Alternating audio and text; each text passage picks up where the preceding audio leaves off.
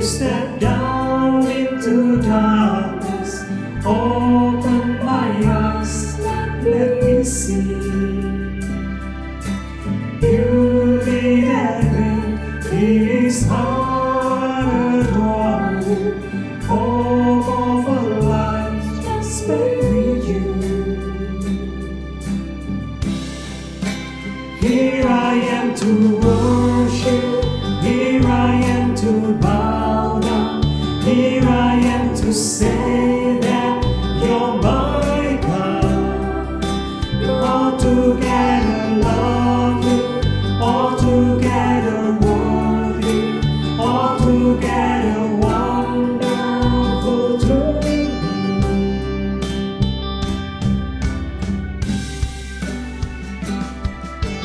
King of all is also highly exalted, glorious in heaven above. Humbly you came to the earth you created, all for love's sake became whole. Here I am to worship, here I am to bow down, here I am to say that you're my God. You're altogether lovely, altogether worthy, altogether wonderful to me. Here I am to worship, here I am to bow down, here I am to say that you're my God. You're altogether lovely, altogether worthy, altogether wonderful to me. I'll never know how much it costs to see my sin upon that cross. I never know how much it costs to see my sin upon that cross. I never know how much it costs to see my sin upon that cross.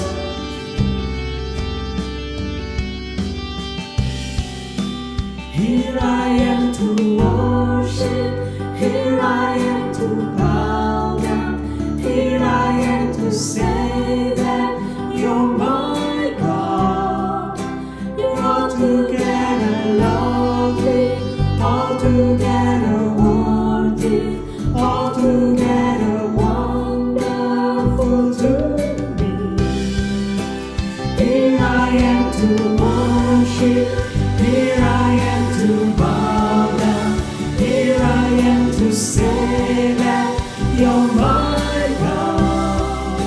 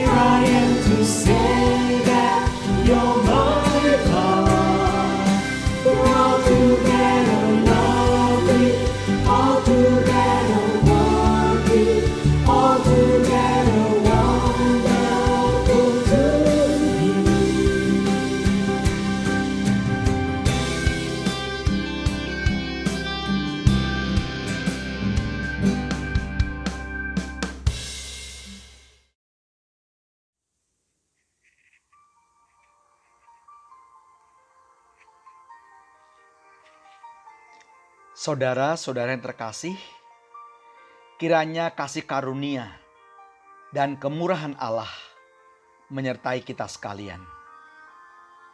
Renungan kita kali ini diambil dari Matius pasal yang kedua, ayat yang pertama sampai dengan yang keenam. Sesudah Yesus dilahirkan di Bethlehem di tanah Yudea pada zaman Raja Herodes, datanglah orang-orang Majus dari timur ke Yerusalem dan bertanya-tanya, "Di manakah dia, raja orang Yahudi yang baru dilahirkan itu? Kami telah melihat bintangnya di timur dan kami datang untuk menyembah dia." Ketika Raja Herodes mendengar hal itu, terkejutlah ia beserta seluruh Yerusalem. Maka dikumpulkannya semua imam kepala dan ahli Taurat bangsa Yahudi. Lalu dimintanya keterangan dari mereka, di mana Mesias akan dilahirkan. Mereka berkata kepadanya, "Di Bethlehem, di tanah Yudea, karena demikianlah ada tertulis dalam kitab Nabi. Dan engkau Bethlehem, tanah Yehuda, engkau sekali-kali bukanlah yang terkecil di antara mereka yang memerintah Yehuda. Karena daripadamulah akan bangkit seorang pemimpin yang akan menggembalakan umatku Israel." Ini adalah kisah di seputar cerita Natal. Di seputar cerita Natal ada banyak kisah yang melibatkan banyak tokoh, dan setiap peristiwa beserta tokoh-tokohnya dapat menjadi pelajaran penting bagi kita pada waktu kita merenungkannya dengan saksama. Sebenarnya kisah yang baru saja kita baca ini terjadi sekitar 2 tahun setelah kelahiran Tuhan Yesus. Orang Majus yang telah melakukan perjalanan panjang karena melihat tanda ajaib yang mereka percayai sebagai tanda kelahiran seorang raja, bertanya kepada Herodes. Menurut anggapan mereka, Herodes yang adalah raja seharusnya mengetahui seluruh peristiwa yang terjadi di wilayahnya. Apalagi ini dianggap sebagai peristiwa penting. Tentu saja Herodes menjadi bingung dan terkejut. Lalu ia bertanya kepada para imam kepala dan ahli Taurat. Para imam kepala dan ahli Taurat dengan cepat dan tepat memberitahukan jawabannya. Mereka tanpa ragu menunjuk kepada salah satu nubuatan yang mengatakan akan hadirnya Mesias. Dan Mesias itu akan dilahirkan di Bethlehem, sebuah kota kecil yang tidak terlalu jauh dari Yerusalem. Sebagai orang-orang yang memahami kitab, tentunya para imam dan ahli Taurat bukan kali pertama mereka membaca ayat ini. Mereka sudah tahu dan bukan saja tahu, tetapi sebagai pengajar mereka seharusnya juga yakin dengan kebenaran dari kitab mereka.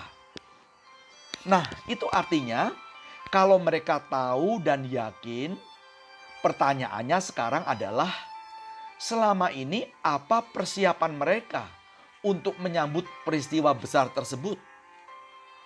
Sebagai orang yang lebih tahu dibandingkan orang lain, bukankah seharusnya mereka yang paling siap dan bahkan bisa disebut mereka pantas untuk menjadi panitia penyambutan, bukan? Dengan demikian sebenarnya mereka adalah orang-orang yang bisa mendapatkan berkat paling banyak dengan menyambut Sang Mesias tersebut. Mereka sudah diuntungkan dengan mengetahui dan memiliki informasi awal. Namun mereka melewatkan dan akhirnya kehilangan berkat tersebut. Sangat disayangkan, bukan?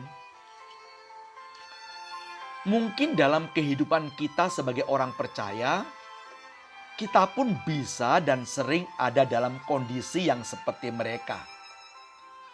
Kita sering sudah tahu akan isi dan perintah Tuhan yang tertulis dalam firman-Nya. Namun, kita tidak pernah memperhatikan dengan serius atau bahkan kita mengabaikannya. Padahal kita ketahui bahwa seringkali Allah menjanjikan berkat atau keuntungan kalau kita mematuhi firman-Nya. Memang motivasi utama kita dalam ketaatan bukanlah untuk memperoleh atau mengejar berkat semata. Namun Allah yang maha baik seringkali justru membuat paket ketaatan dan berkat 2 in 1.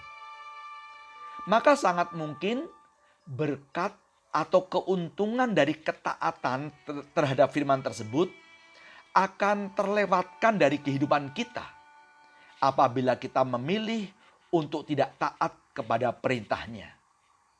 Nah, biasanya kita baru merasa menyesal setelah berkat itu lewat atau ketika kita mendapatkan teguran dan disiplin Allah yang muncul karena kita tidak taat kepadanya.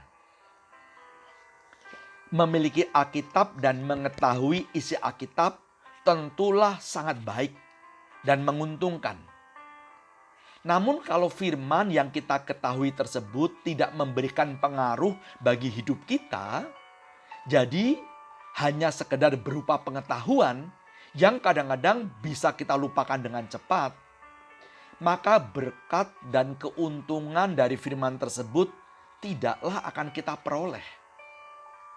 Seperti para imam dan ahli Taurat yang mengetahui tentang kedatangan Mesias, namun bahkan setelah mereka diingatkan oleh kedatangan para Majus, mereka tidak bergegas menyambutnya. Mereka kehilangan berkat tersebut. Kita pun bisa menjadi orang-orang yang tahu kebenaran, namun tidak melakukannya dan melewatkan berkat dari ketaatan. Karena itu, mari kita belajar untuk menjadi orang yang bukan saja berdekatan dengan firman, namun juga mengalami keuntungan dari firman tersebut. Biarlah firman-Nya memberikan pengaruh dan mengubah kehidupan kita. Kita akan mengalaminya kalau kita terus berjuang untuk menjadi pelaku-pelaku firman. Tuhan memberkati.